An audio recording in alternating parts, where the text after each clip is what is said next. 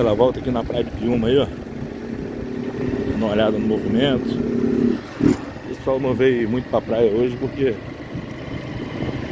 fez muito frio esses últimos dias aí.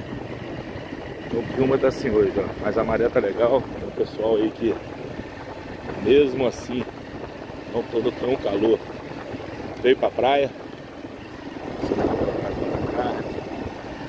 É Piúma, galera. Domingão aí. Agora deve ser umas 2h30 da tarde. A maré tá boa. O tempo tá bom, o tempo tá limpo.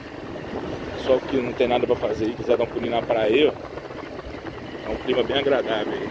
Isso é Piúma. Arena já com o pessoalzinho tomando chopp. Isso aí. Isso é Piúma no inverno. Daqui uns dias a nossa festa aqui de São Pedro. Estamos só no aguardo. Valeu, aquele abraço aí.